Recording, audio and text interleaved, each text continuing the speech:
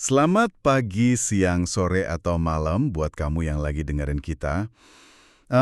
Entah kamu sekarang lagi nyantai di sofa, lagi nyeruput kopi, atau mari kita jujur aja ya, mungkin kamu lagi pasang tampang serius banget di depan layar, pura-pura kerja supaya kelihatan sibuk. Santai aja, rahasiamu aman kok di sini bareng kita. Benar banget. Nah, buat nemenin waktu kamu, coba deh bayangin sebentar satu skenario ini. Kamu lagi jalan ngelewatin sebuah gang biasa di sudut jalanan kota. Gang yang mungkin setiap hari kamu lewati tanpa nengok dua kali. Gang yang cuma ada tembok kusam, tiang listrik, dan mungkin beberapa motor yang diparkir sembarangan. Tepat. Tapi gimana kalau aku kasih tahu kamu, kalau ruang sempit yang kelihatannya super biasa itu, ternyata pernah jadi semacam markas rahasia. Sebuah kawah candra di muka, buat mimpi-mimpi yang ukurannya jauh lebih besar dari gang itu sendiri. Narasi tentang ruang kecil yang melahirkan gagasan besar itu emang selalu punya daya tarik psikologis yang kuat ya. Dan dalam eksplorasi mendalam kita kali ini, kita punya rute perjalanan yang menurutku luar biasa menarik. Betul. Misi kita hari ini spesifik banget. Kita bakal membedah sebuah catatan siaran dari Rinjani Radio Depok. Judul episodenya tuh, dari Rinjani ke Spotify. Dan tujuan kita di sini bukan cuma buat bacain ulang kronologinya ya. Kita mau membongkar lapis demi lapis dari cerita itu buat memahami apa yang sebenarnya terjadi kalau idealisme sebuah mimpi harus bertabrakan langsung sama realita waktu yang terus berjalan. Nah, fokus utama dari diskusi kita ini bermuara pada sebuah band bernama Uprial Band. Awalnya aku mikir, ini paling cuma cerita standar soal perjalanan karir musik biasa, tapi ternyata ini lebih mirip kapsul waktu sosiologis. Karena ceritanya membentang dari jalanan kecil di Depok tahun 2004 sampai akhirnya masuk ke server global di tahun 2026. 22 tahun. Rentang waktu itu ngasih kita kanvas yang luas banget buat ngeksplorasi soal makna dari sebuah jeda. Jeda, transisi dari era fisik ke digital, dan ini yang paling aku suka, kenapa karya yang jujur itu kayak nolak buat jadi basi. Oke, mari kita bedah ini sama-sama. Kita putar jarum jam mundur ke 22 tahun yang lalu. Tahun 2004 ya? Iya, tahun 2004. Lokasi spesifiknya di Jalan Rinjani, Depok.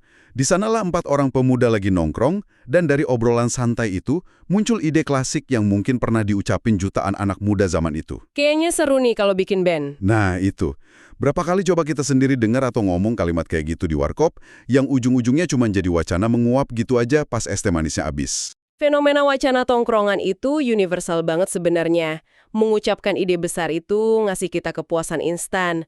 Otak kita ngerasa seolah-olah kita udah mencapai sesuatu cuma dengan ngomonginnya aja. Kayak udah ngerasa sukses, padahal main alat musik aja belum ya. Bener. Tapi yang membedakan narasi Uprial Band dari sumber yang kita bahas ini, mereka benar-benar mengeksekusinya. Mereka menyeberangi garis batas antara angan-angan dan tindakan konkret. Dan eksekusinya tuh berdarah-darah loh. Mereka patungan nyawa studio, ngurung diri berjam-jam sampai kuping berdenging. Di ceritanya tergambar jelas kalau perjalanannya jauh dari kata mulus. Pasti ada diskusi panjang, debat soal aransemen, arah musik yang bikin tensi naik. Bahkan ada momen kritis di mana mereka ngerasa mentok dan hampir aja bubar jalan. Tapi di titik itu, mereka nelan ego masing-masing dan lanjut terus. Sampai akhirnya, 5 tahun kemudian, keringat dan debat itu termanifestasi. Tahun 2009. Yap, 2009 mereka berhasil rilis album fisik. Judulnya Evolution. Nah, ngomongin rilis album fisik di tahun 2009 ini bawa memori kita ke cara yang secara fundamental beda banget sama cara kita dengerin musik sekarang. Pergeseran konsumsi media dari era itu ke sekarang adalah revolusi budaya yang masif. Tahun 2009 itu Spotify belum jadi kebiasaan. Musik belum jadi sesuatu yang ngalir bebas dari awan digital langsung ke kuping kita. Ngerilis album fisik waktu itu tuh ada bobotnya ya. Ada proses nyetak desain sampul, produksi CD-nya, sampai distribusi dari tangan ke tangan. CD itu bukti nyata kalau eksistensimu diakui dunia. Betul, sebuah objek material yang bisa kamu pegang. Tapi kalau dipikir-pikir lagi ya, romantika era CD ini penuh keribetan yang nggak perlu nggak sih? Buat kamu yang masih ingat, bayangin aja. Kamu harus relain uang jajan, nembus macet ke toko kaset, nyari di rak demi rak. Dan harus disimpan hati-hati banget di dompet tebel khusus CD itu. Sumpah ya, dompet CD. Belum lagi drama sosialnya. Minjemin CD band favorit ke teman, terus nagihnya berminggu-minggu karena kadang nggak dibalikin. Dan yang paling parah kalau disknya kegores. Itu mimpi buruk. Satu goresan kecil aja di lagu favorit, lagunya lompat-lompat selamanya, hidup langsung terasa nggak adil banget waktu itu. Bukannya era digital sekarang jauh lebih enak. Kalau dari sisi kepraktisan memang era digital sekarang ini frictionless ya, tanpa hambatan. Tapi secara psikologis, justru gesekan-gesekan di masa lalu itulah yang nyiptain nilai lebih. Maksudnya gimana tuh? Kerumitan ke toko kaset, uang yang dikorbankan, kehati-hatian merawat CD, semua proses itu maksa kita buat ngelakuin investasi emosional. Pas kamu usaha sekeras itu buat dengerin album, apresiasimu jadi dalam banget. Kamu baca lirik di bukletnya berulang kali ya? Tepat. Kamu pelajarin nama instrumennya, baca ucapan terima kasihnya, itu romantika yang hilang ketika musik berubah jadi komoditas tak terbatas yang bisa digeser cuma pakai satu jari. Investasi emosional. Masuk akal sih. Pantas aja album Evolution ini bukan cuma jadi pajangan kamar buat mereka. Dari sumber Rinjani Radio Depok yang kita bahas, band ini sempat nyentuh pencapaian skala menengah. Mereka masuk radio, TV lokal, bahkan tur kecil-kecilan ke beberapa kota. Walaupun bukan konser kelas stadion yang penontonnya puluhan ribu, tapi jujur aja, dengar lagu sendiri di radio pas lagi di angkot, itu pasti bikin jantung berdebar kencung banget. Mereka benar-benar ada di puncak mimpi masa muda. Skala menengah itu udah pencapaian besar. Mereka membuktikan kalau konsep di ruang sempit Jalan Rinjani itu valid. Tapi ya, siklus kehidupan punya agendanya sendiri. Gelombang adrenalin usia 20-an itu perlahan harus berhadapan sama gravitasi. Gravitasi kedewasaan. Dan ini bawa kita masuk ke fase transisi yang krusial banget di cerita ini. Fase yang aku yakin sangat relatable buat pendengar kita. Setelah euforia manggung itu, kehidupan mulai mengambil alih. Musik mulai mereda saat rutinitas lain datang. Iya. Personilnya mulai masuk pusaran kerja 9 ke 5. Mulai mikirin cicilan, menikah, punya anak. Tiba-tiba ada tanggung jawab baru yang nggak bisa ditunda cuma demi jadwal latihan band akhir pekan. Ini poin analisis yang sangat menarik dari teks sumber kita.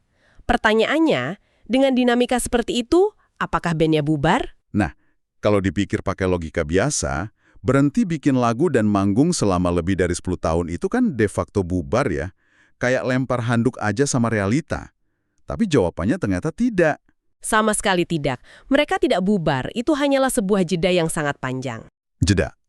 Konsep ini benar-benar mengubah perspektif. Ada satu kutipan dari sumber kita yang filosofis banget bunyinya. Kadang, jeda itu bukan akhir, cuma napas. Dalam budaya kita yang sering mendewakan produktivitas tanpa henti, berhenti sejenak itu sering dikonotasikan sebagai kegagalan. Seolah menunda mimpi itu adalah pengkhianatan pada diri sendiri. Padahal nggak gitu ya. Buat kamu pendengar kita yang mungkin lagi merasa gagal karena harus parkir hobi melukis atau nunda bisnis demi ngerawat orang tua yang sakit, dengerin ini baik-baik. Mengambil jarak dari mimpimu itu bukan kekalahan. Kamu cuma sekedar mengambil napas di tengah beratnya tanggung jawab kedewasaan. Kalau kamu melabelinya sebagai jeda, kamu menjaga sebuah ruang di pikiranmu bahwa suatu saat nanti kamu bisa kembali ke sana. Kamu ngejaga percikan apinya tetap hidup. Dan karena itu cuma tarikan napas, suatu saat napas itu pasti dihembuskan lagi dong. Dan hembusan napas inilah yang bawa kita melompat ke tahun 2026. Sebuah lompatan yang mengejutkan tapi sangat santai. Banget. Setelah belasan tahun jeda yang isinya mungkin ngurus popok bocor atau meeting Zoom yang ngebosenin, tiba-tiba lagu Uprel Band yang judulnya Lepaslah resmi masuk Spotify. Dari era fisik polikarbonat ke server cloud global. Tapi yang bikin aku benar-benar suka sama comeback ini adalah, ini tuh anti klimaks yang menyegarkan banget. Nggak ada drama sama sekali. Kalau kita hubungkan ini dengan gambaran yang lebih besar dari industri hiburan masa kini, tindakan mereka ini emang terasa sangat dewasa. Iyalah. Di zaman sekarang, kalau musisi mau rilis lagu setelah lama hilang, persiapannya bisa gila-gilaan. Hapus semua foto di feed, pasang countdown misterius, bikin gimmick berantem, semua demi ngeruk engagement. Fenomena itu terjadi karena kita hidup di apa yang disebut ekonomi perhatian. Perhatian manusia itu diperebutkan. Semua orang berteriak minta diperhatikan. Tapi Upril Band cuma nge-upload lagu mereka, terus lanjut jalanin hidup. Tahu-tahu lagunya udah ada aja, santai banget. Tindakan yang minim kehebohan ini justru sangat refreshing, menunjukkan kematangan emosional. Mereka sepertinya mengunggah lagu tersebut bukan untuk mengejar viralitas. Betul. Dari detail cerita mereka tujuannya tuh benar-benar murni, supaya jejaknya nggak hilang.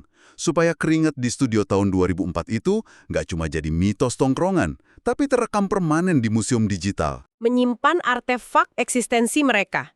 Tapi ada hal lain yang secara musikal juga menarik untuk dibahas dari rilisnya lagu Lepaslah ini. Oh, soal soundnya kan? Iya, ini aneh banget. Lagu ini tuh punya sound yang 2009 banget. Aransemennya kerasa berasal dari belasan tahun lalu. Kita tahu tren musik geraknya cepat banget.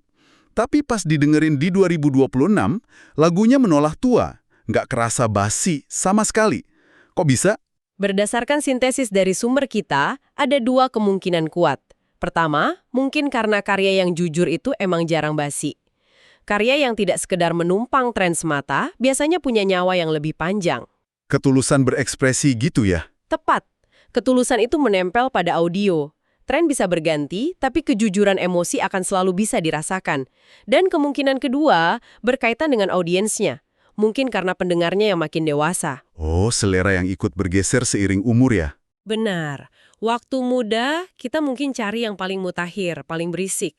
Tapi setelah lelah dengan kompleksitas hidup, kita cari kenyamanan.